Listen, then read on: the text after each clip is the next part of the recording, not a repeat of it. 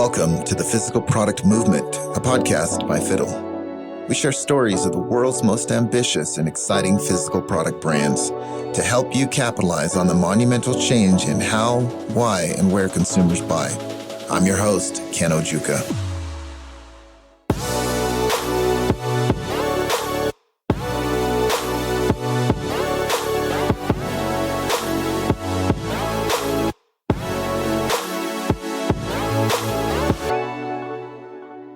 In this episode, I talk with Claire Schlemme, co-founder and CEO at Renewal Mill, a brand focused on upcycled cookies, baking mixes, and flours.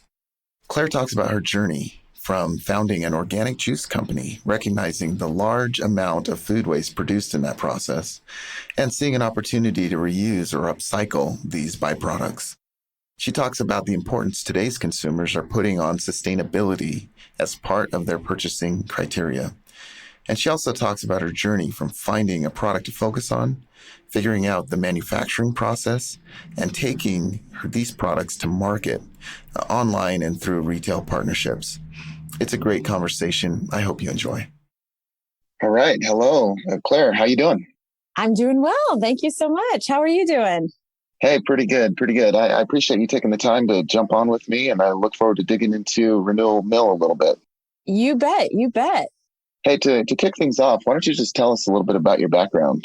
Sure. Yeah. So my background is mainly in environmental management. So I have my master's in environmental management, and I was very focused on sustainability, primarily from an energy angle at first. So I was really interested in carbon financing and doing work with renewable energy. And it was in graduate school that I actually came to understand just how important our food system is in the whole sustainability puzzle and creating a better planet. And it seemed like an area that at the time seemed a bit overlooked. Like I said, there was a lot of focus on energy, which of course is an important piece of fighting climate change and moving towards a better future. But the food system also was something that just really intrigued me. And I thought there was a lot of opportunity there. So it was something I was thinking about when I started a juice company in Boston. So I was a co-founder of the first organic juice company in Boston. And it was my first foray into food. It was a really fun experience. I just totally fell in love with the food space and feeding people and sourcing these great ingredients from New England farmers. But one of the things I saw in that position was actually how inefficient some of our food production can be. So we have a lot of the pulp, that fruit and vegetable pulp that would be left over from juicing. And it just seemed like a real opportunity.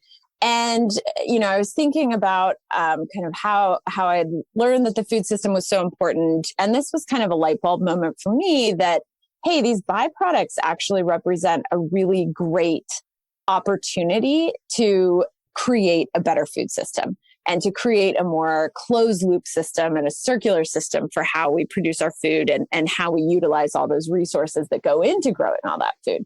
So I kind of came at food, fell into food when I started the juice business and brought my sustainability background to it. And that's kind of all rolled up into how I ended up at Renewal Mill.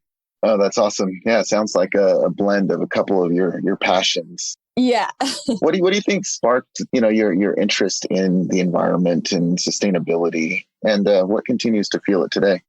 Yeah. So, I think certainly I had a childhood that was just spent outside. I grew up in Northern California, in Sonoma County. So it was just a wonderful place to be a kid and be playing outside. We had, the redwoods and beaches, and we were very close to mountains. And that's definitely what started me on the path to really love being in nature and being outside and really just, finding that nature was recharging for me.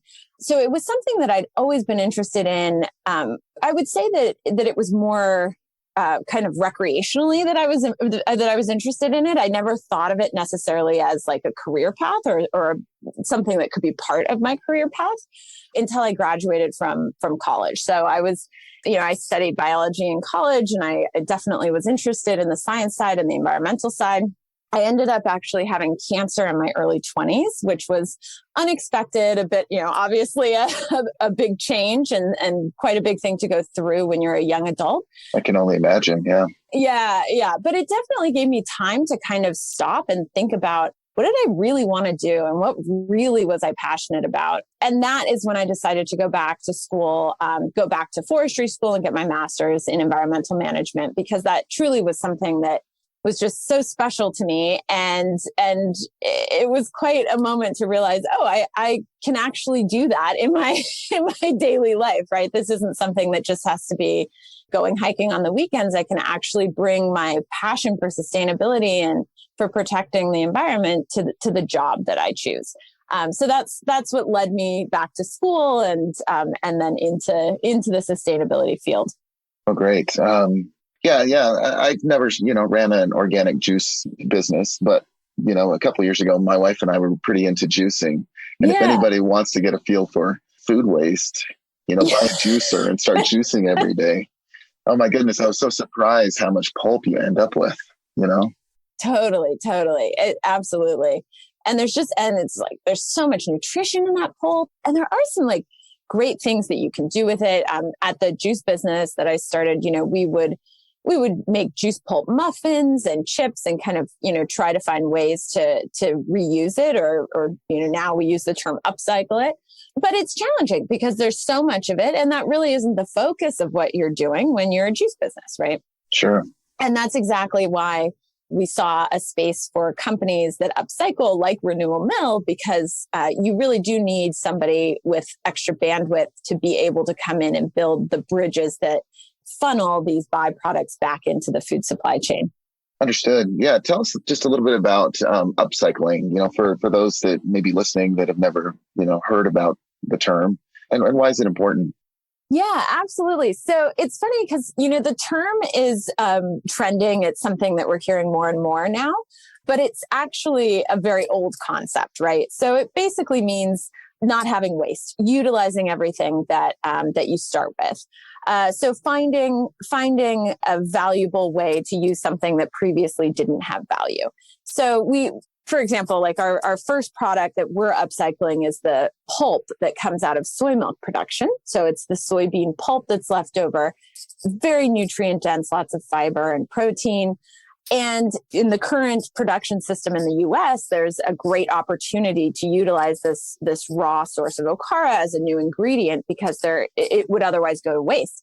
But if we step back like 200 years to somebody who is making soy milk at home, say in Japan, that pulp would never have been something that would have gone to waste. It would have been used because you were much closer to that process of purchasing the soybeans. You don't want that to go to waste. You bought it, so you're going to use all of it. And you also have the incentives to use it because you're a person in a home that has maybe the time and the means to use it, and the drive to use it because you have people that you want to feed. So it's definitely not something that's new, but it's something that has become harder to do with the way that our food system has developed. So there's, the incentives are more in place for folks to think just about, okay, this is my end product. How do I get there as cheaply and as quickly as possible? And if there's extra stuff that's produced along the way, it's easier for me to just trash it than to find a way to use it. So upcycling is really about finding those streams of food that are currently seen as waste or not having value and bringing them back into market in a way that has a lot of value.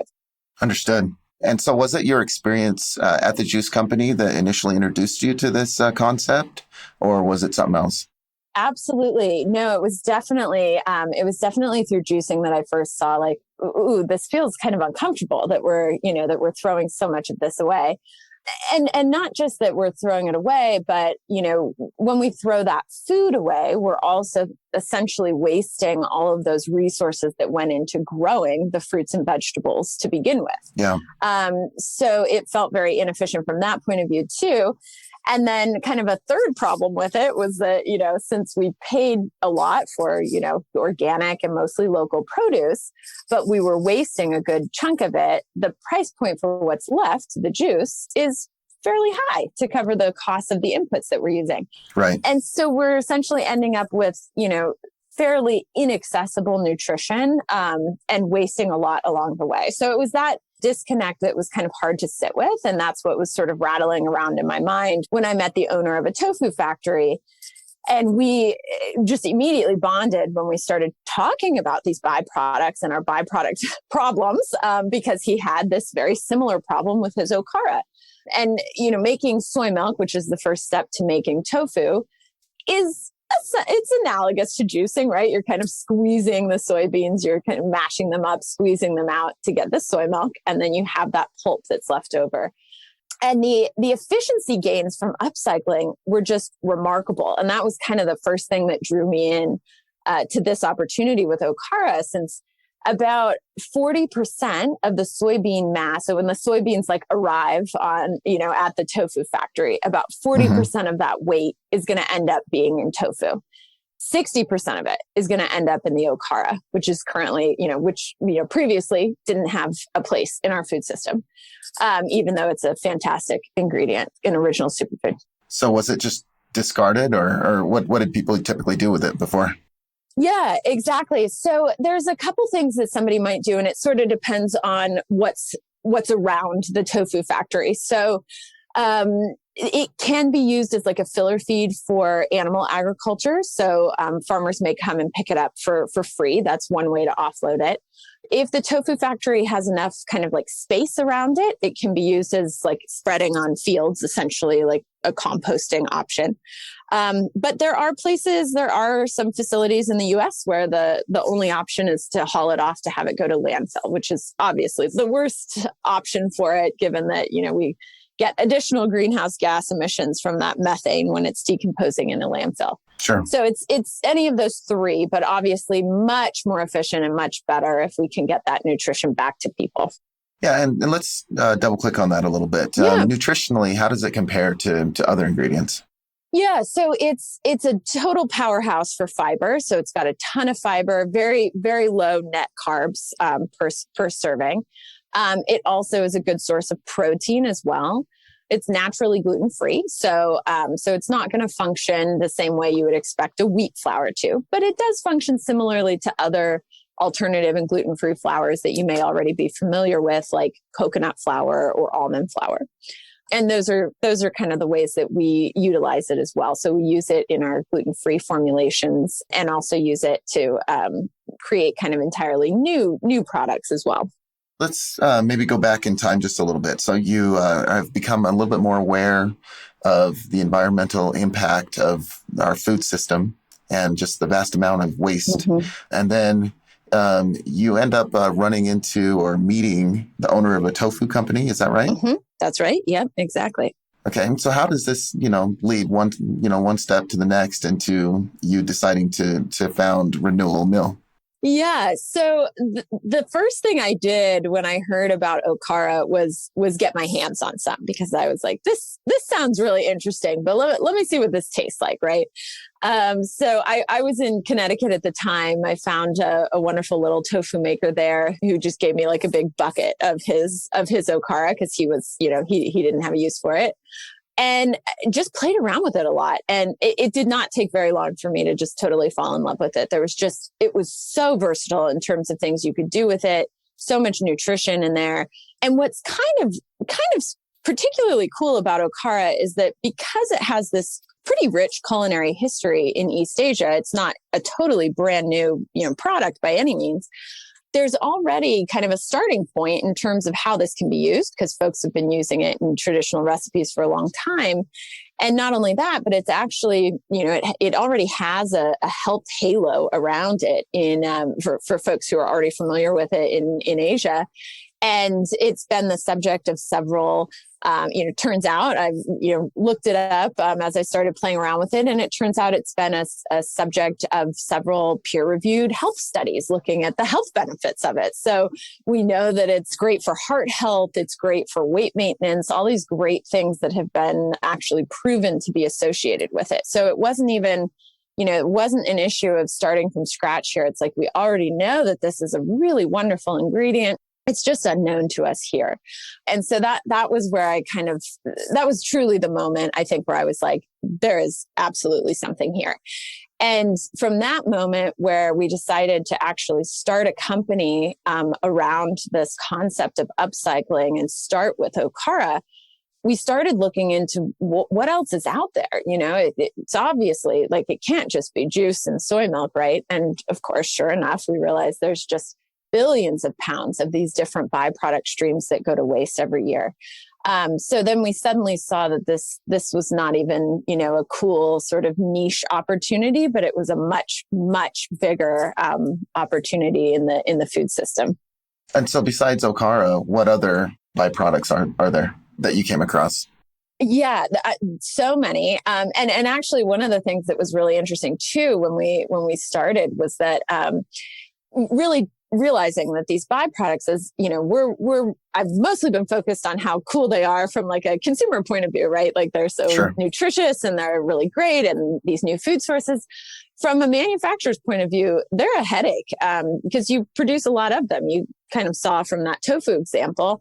I mean, that's a huge amount of product that 60% of that soybean mass. That's a huge amount that you have to deal with. And so what we found was that when we started, the business, we got a lot of inbound requests from manufacturers doing all sorts of different types of food production that were like, hey, we've got a problem. Like, can you come fix our byproduct?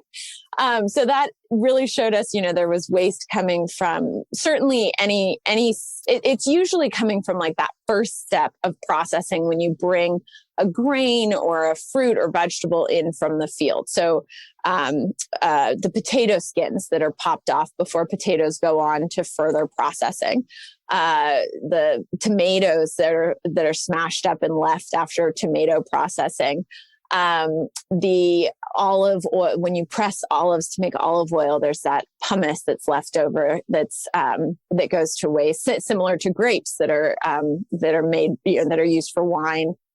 Any sort of oil production where you're pressing seeds like sunflower seeds, or if you're doing corn oil, the corn that's pressed, all of those cakes that are left over are also all byproduct streams as well.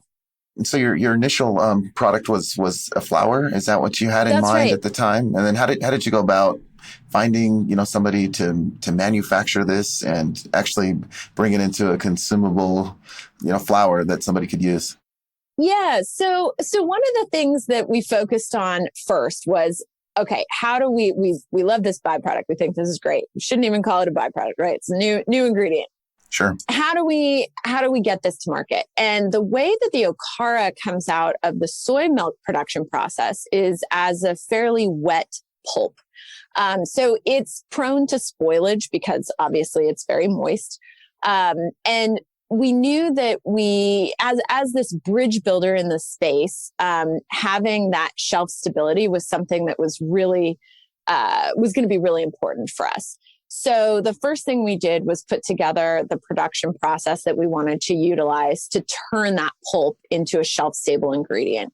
And the one that made the most sense was to dry it and mill it to create a powder or a flour. There's some variability around that. We can obviously mill it to different particle sizes to create different, kind of more of like a coat, like a breading or coating, all the way to like a really fine flour that you might incorporate into a beverage. Sure. But generally that idea of dehydrating and milling was something that we kind of hit on early on as a most straightforward way to turn this into a shelf-stable ingredient. So then we worked with the tofu manufacturer that I had met that had inspired me to even look at Okara in the first place. And I moved out to Oakland, which is where they're based, and started figuring out the production and how we would actually be producing out of their facility. We had a pilot production system go into their facility a couple years ago, which is when we first were actually able to produce Okara flour in a way that we could sell it and start to use it to make products. So that was very exciting. We actually found a fantastic product developer who works with us to turn these flours into delicious food. And she is Alice. Her name is Alice Medrich. She's a 5 times James Beard Award-winning cookbook author. It's such a lucky chance meeting with her, but she is really an expert in the baking space and had just published a cookbook all around alternative and gluten-free flours. So she was very much working in this space, and we kind of approached her and said, hey, have you thought about these upcycled flours, which is a unique and very special subset of this gluten-free and alternative flour movement? And she was intrigued, and I think from a baker's perspective and a chef's perspective, was very curious to try it out and take on that task and challenge of kind of learning how to use these ingredients for the first time. So that was how we actually produced our own products that we make with the flour, and then we also sell the flour to other food companies who are interested in, any of the myriad benefits that come with these upcycled flours, whether it's, it might be the sustainability story, but some folks are actually just interested in it from the nutritional standpoint as well. Sure. And so I'm interested in your initial go-to-market. So did you launch and start actually selling the flour, or was it only when you had the different mixes, like your chocolate chip and brownie mix and sugar cookie mix? How did you initially approach this? That's really funny. So it was quite an organic development of our first product. So our very first product is our ready to eat cookie. So it's a vegan chocolate chip cookie that we make using the okara flour. And, when we first started out, we were really focused on the ingredient side of things and finding folks that were excited to use this ingredient in their own food formulations. And we would go around to different events and, we'd exhibit and be at trade shows and whatnot. And we'd be, singing the praises of this okara flour. And of course, in food, the first thing anyone wants to know is like, well, what does this taste like? So we learned very quickly that we needed to have samples with us, even if we weren't at the time like a retail, producer of packaged food or retail food. So we formulated this first cookie. And at that point, we started getting a lot of people commenting like, hey, this is really great. So where do you guys sell this? How do I buy this? And so that's when we were like, this actually makes a lot of sense for us while we're building the pipeline for getting this into the food system in bigger quantities as an ingredient to other food companies. It makes sense for it. We can introduce this now. We already are with these cookies. Let's build up this side of the business. Let's build up our own product line. So we started by bringing those cookies to market first. We found a great home for them in office snacking programs. So that was our largest customers were folks that distribute to offices. Yeah, in the Bay Area. Unfortunately, when COVID happened a year ago, we pretty much lost that sales channel overnight when offices shut down. So that was a moment for us to really pivot, and we moved to really focus on our e-commerce and also move into brick and mortar retail. And that was also the time that we expanded to do our baking mixes line. So that's when we brought our brownie mix on. And then subsequently over the past year, we've brought on our second upcycled ingredient, which is our oat milk flour, and then 2 more baking mixes, our sugar cookie mix and our oat chocolate chip cookie mix. So do you have any other mixes in development, or any other products or SKUs that you guys are working on? We do, yeah. So we're excited to expand in the baking mix aisles. So we have a pancake mix that's in the works, as well as a couple of muffin mixes as well. And then we're going to be going back to that original cookie, and we're going to bring a new ready-to-eat SKU to join that chocolate chip cookie mix. Most likely something in the peanut butter realm. Not quite sure exactly what it's going to end up being yet, but excited to bring another flavor of that ready-to-eat cookie to market too. Excellent. I would vote for a peanut butter. So yeah, that's my favorite. It does seem like peanut butter is pretty popular. So. All right. So as you're developing these flavors, how do you think about, sort of your customer research, or what are you doing to determine what you should be working on next?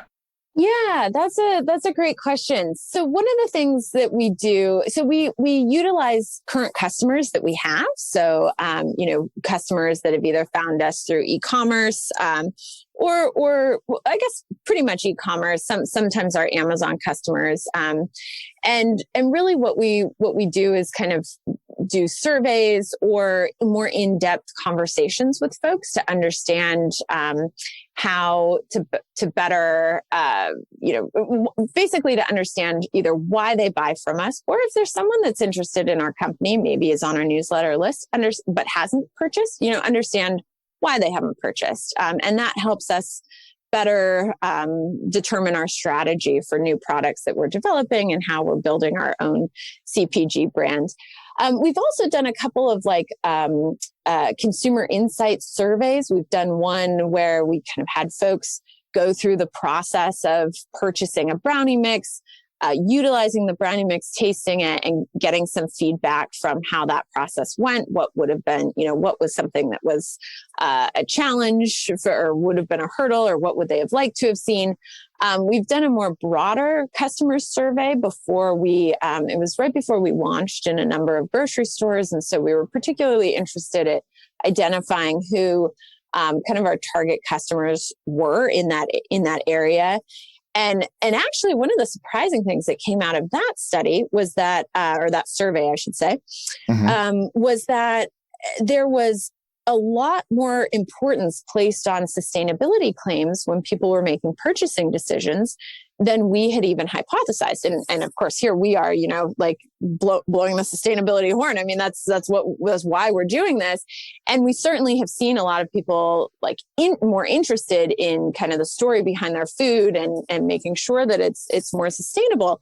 But I was really surprised. And of course, this is just a stated preference survey, right? We're not actually looking at revealed behavior, but it was really interesting to see that, particularly with the younger folks, sustainability claims were noted as being just as important, if not more so, than things like organic claims on packaging, which, organic is a very strong certification, and that's something that drives a lot of purchasing behavior. So that was something that was very exciting for us to see, and surprising, but also very exciting. And it helped influence our own strategy when we were redesigning our bags, because very early on, when we entered into the consumer packaged goods space, we hypothesized that it would be better to have the sustainability and upcycling story be more of a double click, put it on the back of package, lead purely with taste on the front of the package, premium product taste. Right. And this survey actually made us rethink that. And, certainly we want to lead with taste. It's food. Taste is king. We need to make sure that that's first and foremost. But it actually made us bring our sustainability claim to the front of pack, because we did see that this is something that people are really thinking about when they're making decisions in the grocery store.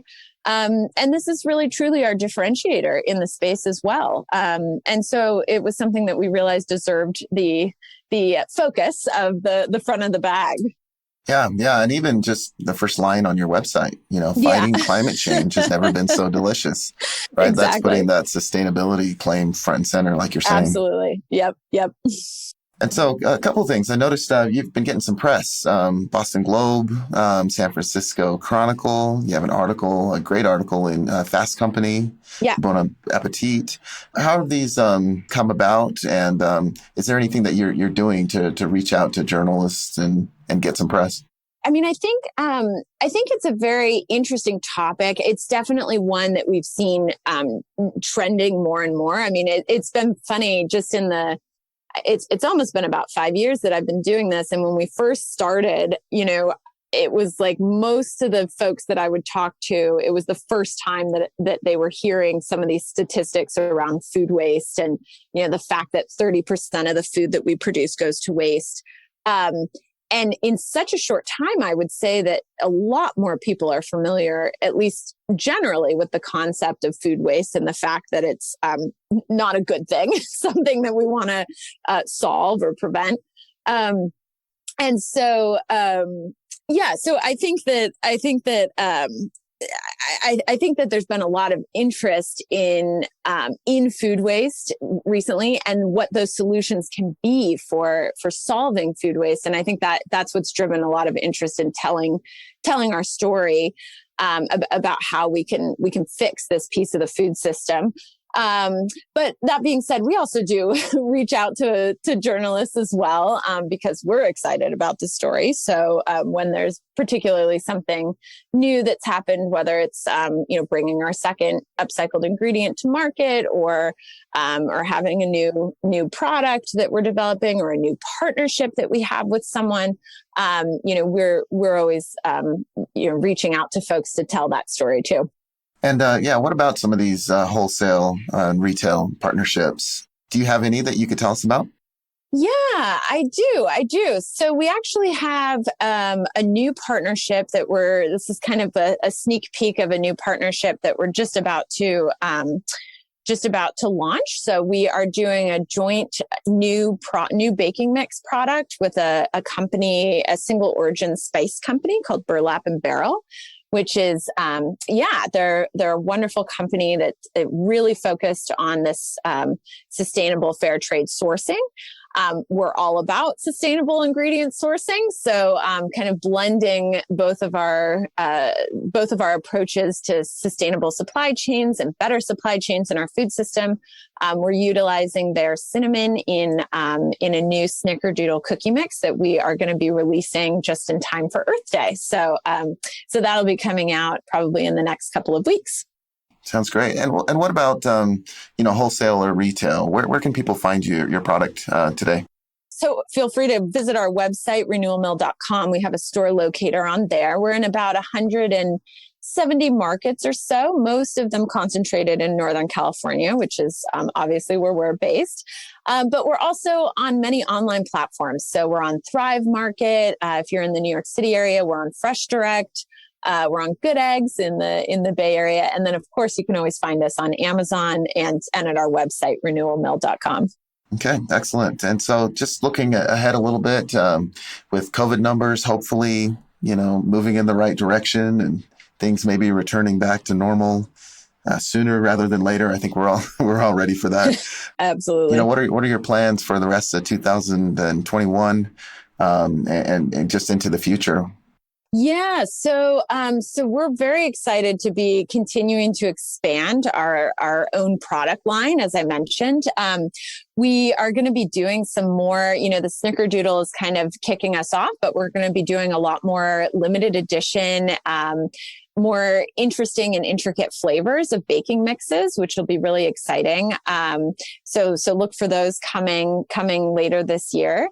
And then there's a few more products in the pipeline of other folks that are utilizing our ingredients that we're looking forward to seeing those products come to market and grow. So one of the companies that utilizes our organic okara flour is Tia Lupita, and they have an okara tortilla that actually will be launching at all of the Sprouts locations this coming in the next couple of months or so. So that's very exciting as well. Yeah, very nice. Yeah. So lots of exciting things. And I think, as you kind of alluded to, we're very excited to be moving back towards some sort of normalcy that will allow us to better connect with customers. So, we've lost the opportunity, of course, of doing, demos and being in grocery stores and talking to people and letting people try our stuff and hear our story. So we're very excited to potentially have that to be able to do again as we move into the fall. All right. Well, let's move just into the quick fire round. Okay. I've just got 4 questions here. Just want the first answer that comes to your mind. So, okay. All right. What's one tool or resource that you feel like you can't live without? Oh my gosh. Okay. Well, I would say, the basic answer would probably be something like, my computer, my phone.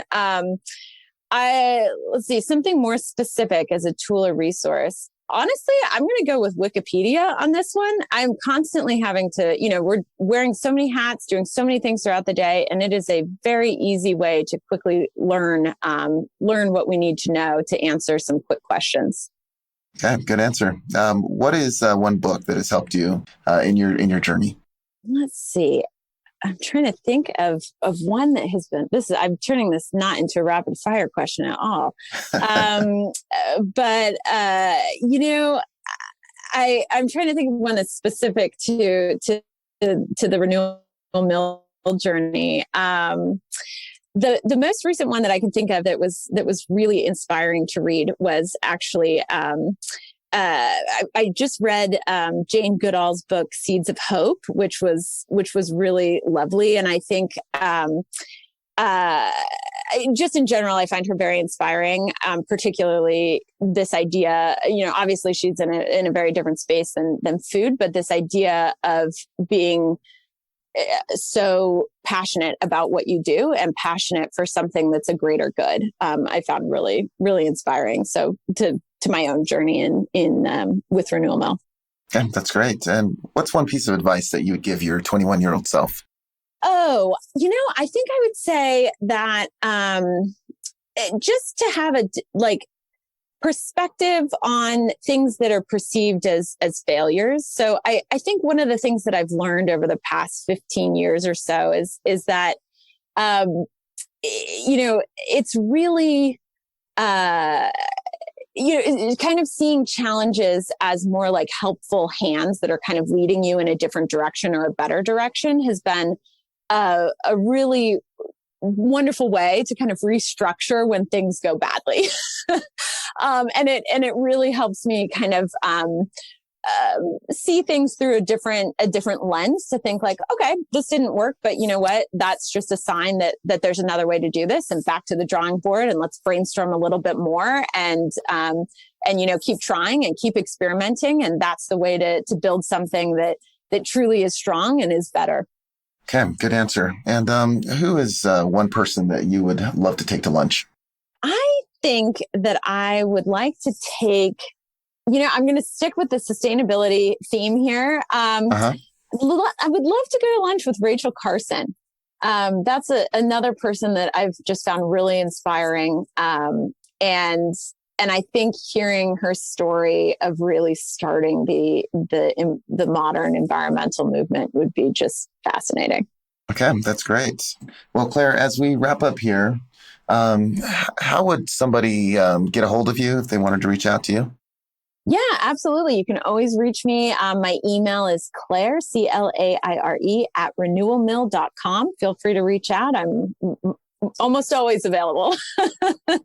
And any parting words of advice for other people in the food space or in the physical product space that are grinding it out, doing the best that they can? Any piece of advice for them? I would just say,